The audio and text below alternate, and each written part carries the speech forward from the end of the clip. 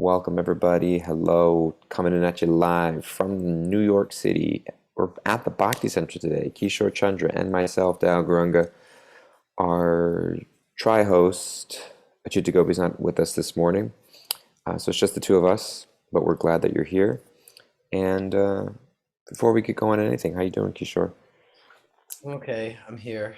I'm doing it. He's okay, he's here, and he's doing it. Anybody else feel that? Anybody else feeling that this morning? All right. I I'm in the back of the Tump Room at the Bhakti Center, and there's usually after the morning here, there's conversation going on. So if you've got background, I'm not in a coffee shop. I'm just in a sacred temple where there's loud conversation taking place. We've been reading from the Journey Within, a book on Bhakti Yoga by Radhanath Swami, and we're on this section, the beginning of chapter 7, practicing the Dharma of Bhakti. And we've been discussing the idea of Dharma, the idea of Dharma being, I like how you put it, that which cannot be taken away, that which cannot be taken away from us.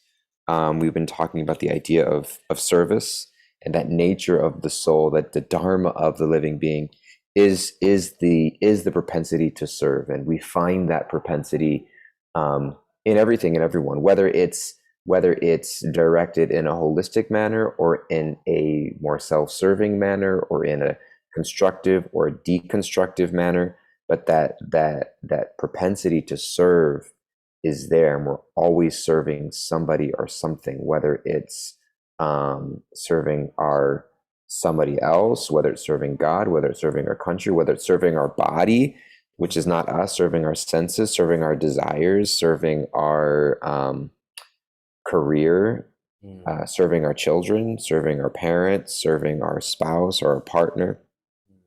And again, none of that is in a negative, it doesn't have to be in a negative or positive, but it's just we're always in a position of service. And bhakti is that process of elevating that service in a way that is in alignment with our true selves. And so we talked about service, we talked about dharma, we talked about, we started to get into intention. That's where we left off. Because it says two people acting on similar platforms. From the outside, the results may appear the same, but these two sets of actions are actually generating different outcomes. One person is becoming progressively free from the pull of matter on the path to liberation. The other is sowing the karmic seeds of his or her bondage to temporary pleasures and pain. So it's not always the action itself, but the intention, the consciousness that we bring to it. That's all where we left off yesterday.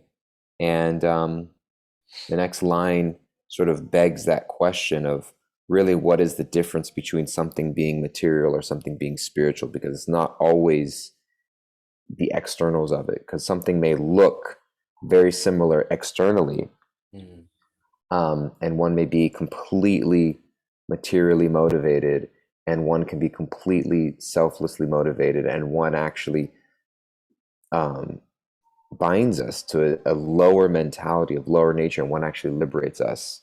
And so that's where we left off, and that's what we're diving into. Did I miss anything, or do you want to interrupt my rant? No, he's shaking his head. He's not even going to respond. He's like, you do the talking today. Okay, you want me to read? Yeah, the next paragraph. Next paragraph. He's like, yes, please start reading. Stop talking and start reading. Yeah. What determines, this is a reading from the book, page 112, if you got the book. What determines whether an action is spiritual or material? The consciousness or intention behind it. For example, a knife is good in the hands of a surgeon and bad in the hands of a murderer. Morphine is good in the hands of a hospice nurse and bad in the hands of a drug dealer. Everything in the material nature can be used for good or bad, or in a higher sense, for spiritual growth or material entanglement. And we choose how to use things based on what we want to gain from life. I'm going to pause right there because there was a question. We had a little festival program Sunday at the Bhakti Center, and I was speaking and sharing about the idea of needs and wants and being honest in our spiritual life, about We can't leapfrog into transcendence. And sometimes when we come to spiritual path, there's this sense of things being bad, or it's not okay to have things, not okay to want things for yourself. And we get to this space of sometimes we cross over that line of self-deprivation, denial of need and self, because I'm just an eternal spirit soul. I'm not this body. I'm not my identity. So I shouldn't want anything for that.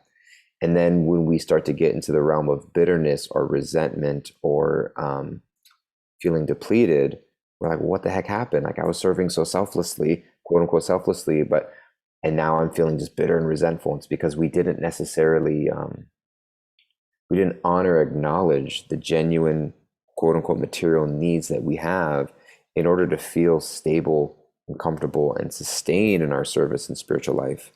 And so this question came up of like, how do I know what's a need or not? Or how do I know if something is really needed or I'm just making stuff up? There was I don't know if something's excessive or not. I once saw the biography of there's the band Guns N' Roses, and the Slash, I think was the name of the guitar player. Just kind of gives you a snapshot of the 80s decade in general. A band called Guns N' Roses, and the guitar player was named Slash. And anyways, it was his biography, and the tagline was, it may seem excessive, but that doesn't mean it didn't happen, because they were just like parties and so how do I know if something's actually like needed or important for my well-being and balance, or if something's excessive? Mm. um and we didn't really have time to get into it, but the the the thought that came to my mind as I was thinking about it later was just this real genuine honesty with ourselves, Mm. like the ability to, like, Mm. we know when we're lying to ourselves if we really take the time. And we can also see the result. Like, is this supporting my service and growth, or am I just feeling more lost and entangled? And what I read here is that he mentioned that it's for spiritual growth or material entanglement. Mm. And we choose how to use things based on what we want to gain from life. And so it really starts with, what am I trying to gain? Where do I want to be? How do I want to feel? What do I want, space do I want to be in? And is this thing taking me closer to that or further away from it? And I think that so much it requires that honest, so much of the trouble we get into sometimes in life is because we're not just really being honest with ourselves.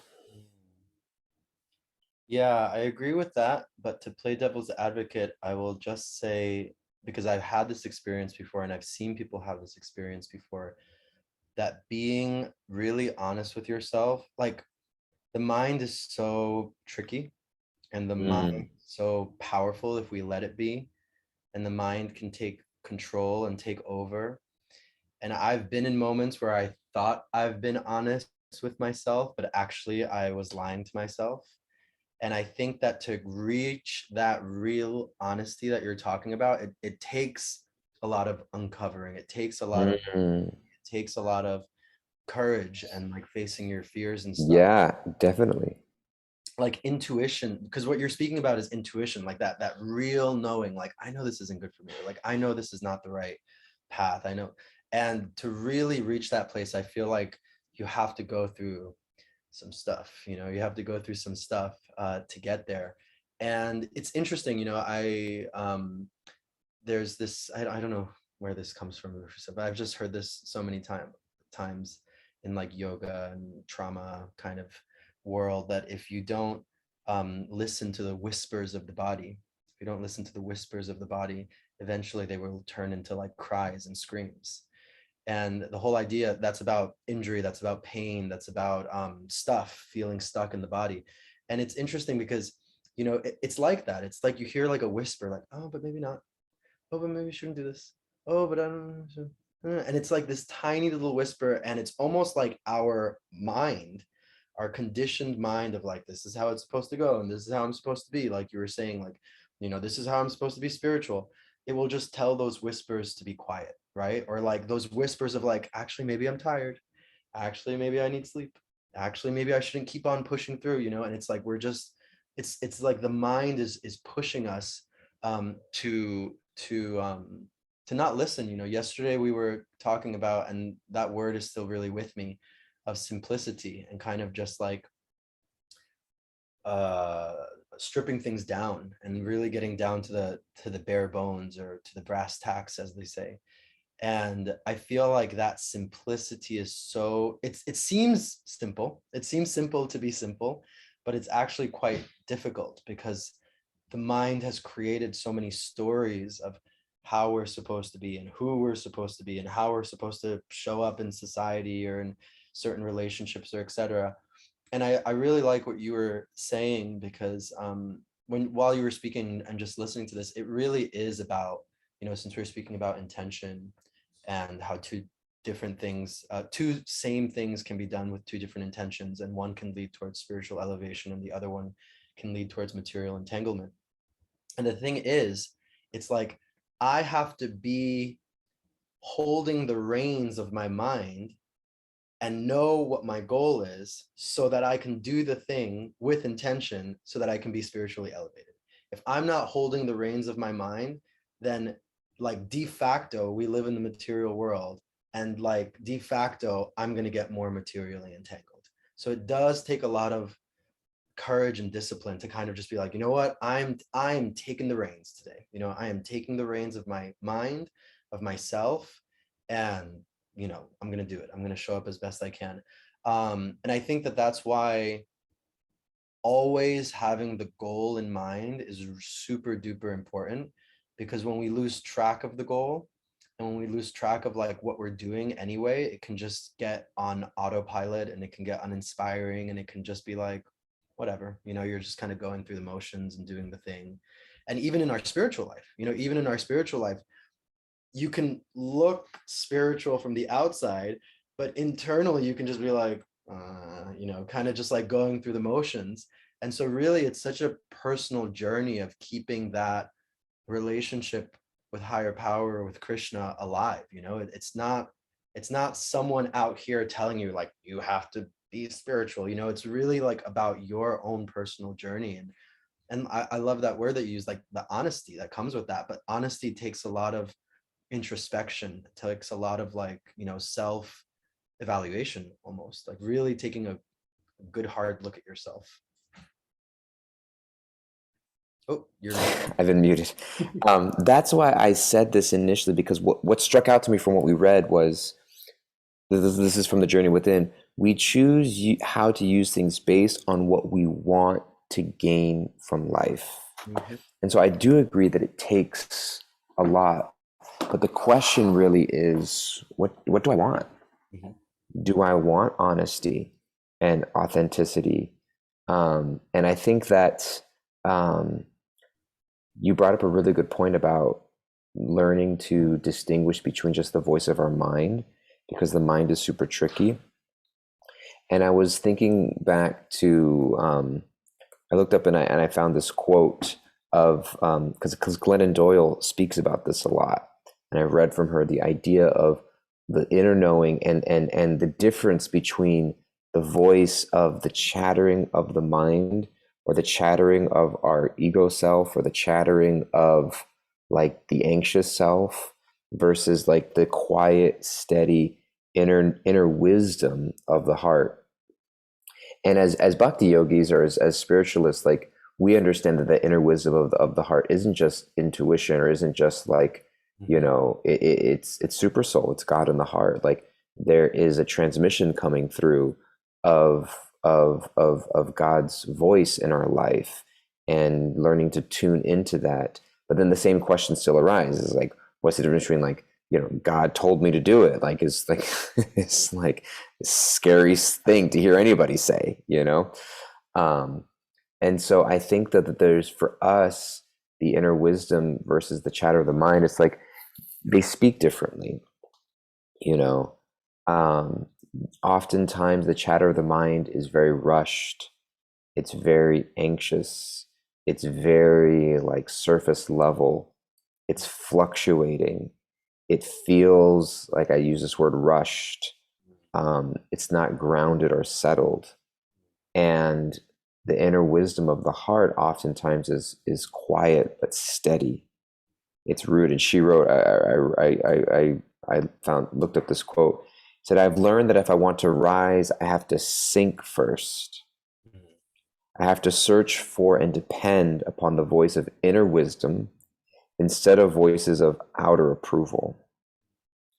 And so I think that that sort of, it does take time, and it does, take space for us to, like, is this just a wave that's passing through, or is this something that's really coming up again and again that I should pay attention to?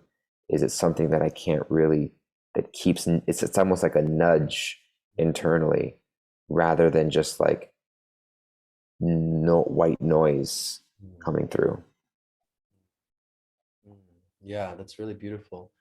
And it takes, I like that quote, it takes, it's interesting because, it's like these things have been said for time immemorial, like the groundedness in the being, in the soul, it's like people thousands and thousands of years ago, Mm, same problems and similar you see it, you see similar realizations in ancient Greek society and yeah, Indian society, and it's like to really, like, we brought this up weeks ago, I can't remember, but like to really like know oneself or know thyself, that like ancient yeah, adage, and it's like people have known this for a long time now.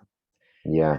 It's interesting. I think what's really interesting to me is like what what is getting in our way. It's been thousands and thousands, Mm, thousands and thousands of years.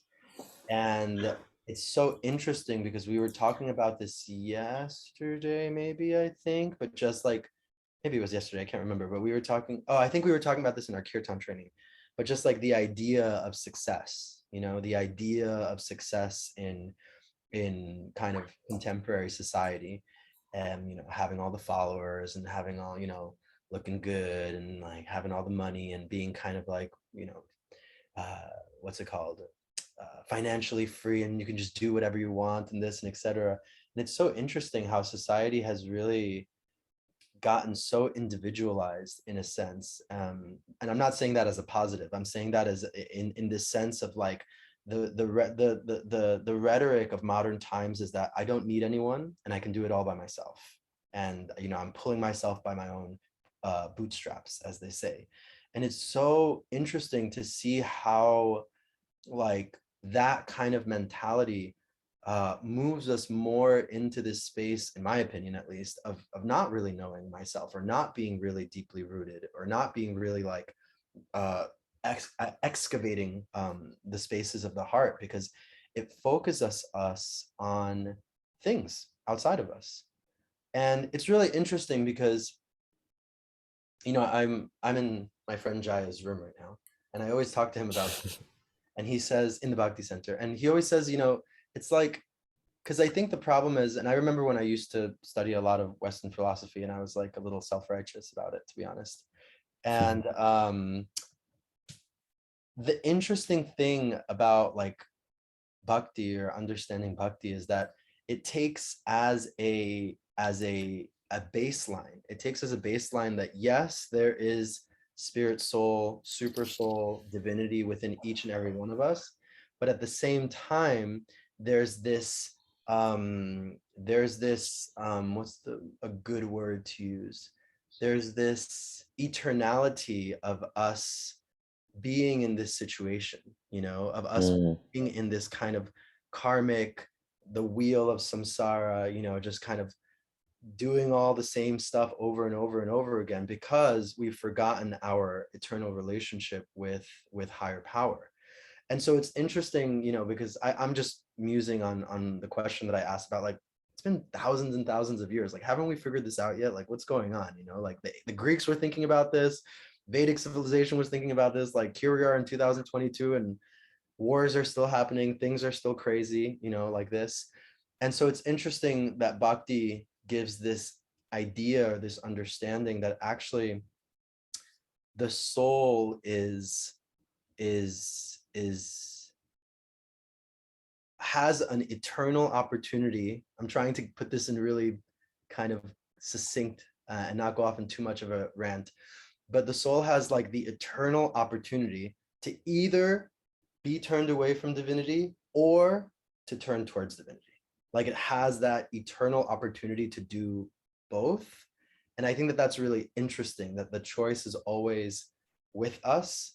And that really, it can feel kind of scary, but it's also kind of empowering, that it's like, it's my choice. Like every day that I wake up in the morning, it's my choice to say, you know what, I'm gonna turn towards God. I'm gonna do the things that Mm. I know that spiritually elevate me. I'm gonna be with an intention in everything that I do, or in at least a lot of the things, or most of the things that I do, to turn towards that. Or it's a choice to turn the other direction. So you know what? And my friend Jaya, the reason I brought him up is because he says, and if other people are choosing material things and whatever, that's fine. Like that's okay.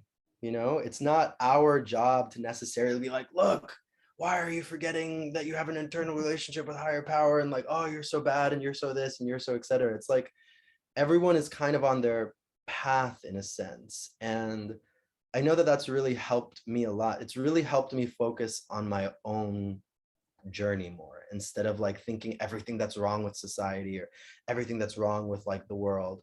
It's helped me focus more of like, okay, this is my personal journey and this is what I need to do to get there. And if that person's not doing it, then whatever, it's okay. Mm. What I am pulling from what you mentioned amongst a couple things is the idea that like surrender is a moment to moment choice, Mm, that it's not something that we do once and then it's done.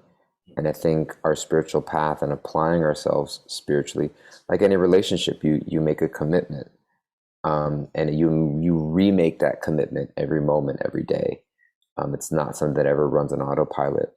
mm, And I think that the trap or uh, shortfall of or the pitfall of spiritual life is that sometimes we think it's something that we did in the past, and now it's like, well, what now? It's like, well, do it again, and doing it again every day, and showing up. It was like the Tirtha Swami that said that we need to, um, recommit our spiritual practice every day.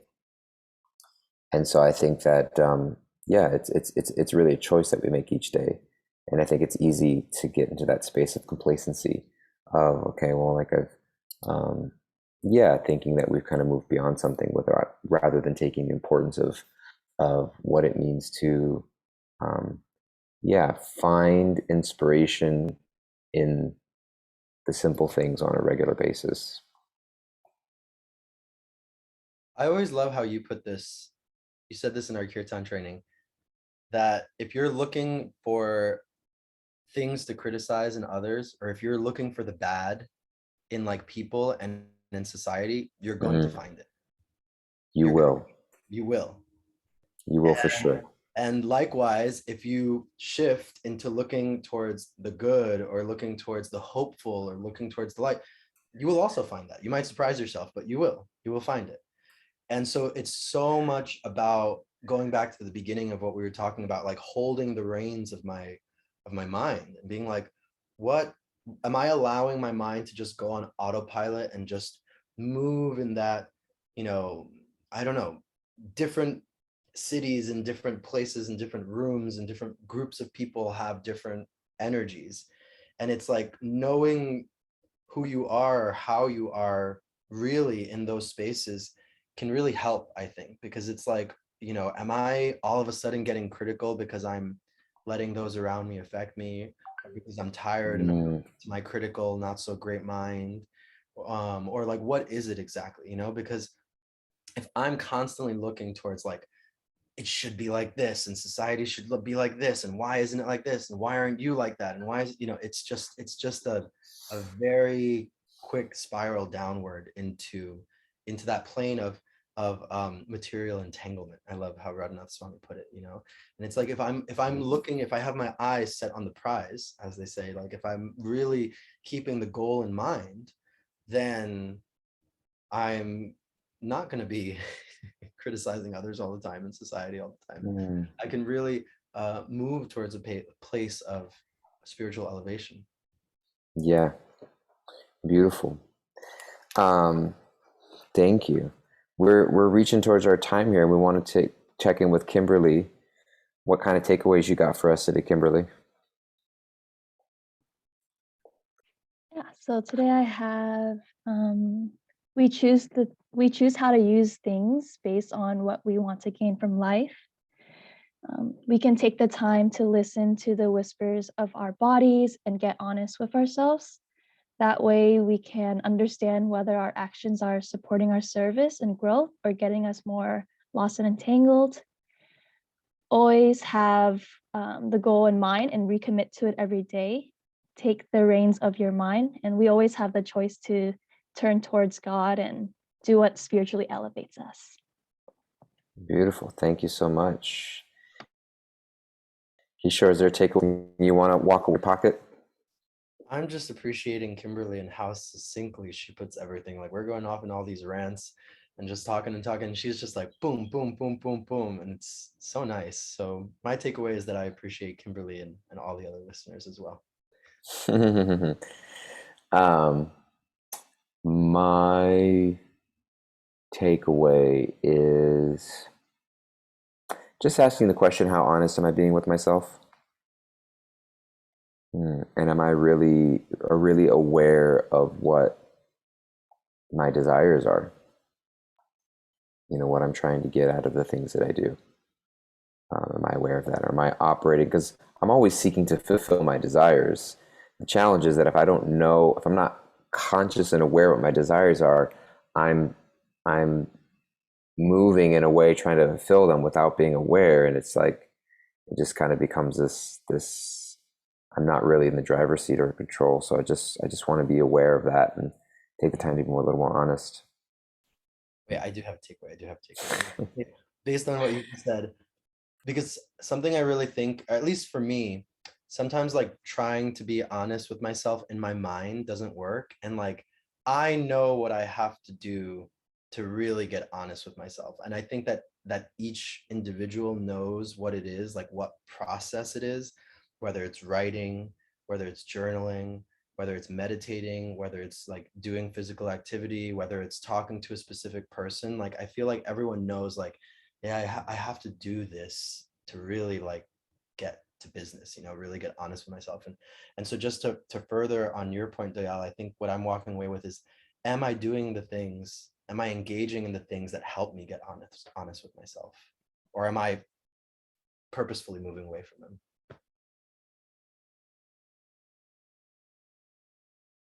Can't hear you, Dayal. I said beautiful, and I was going, yes, the whole time.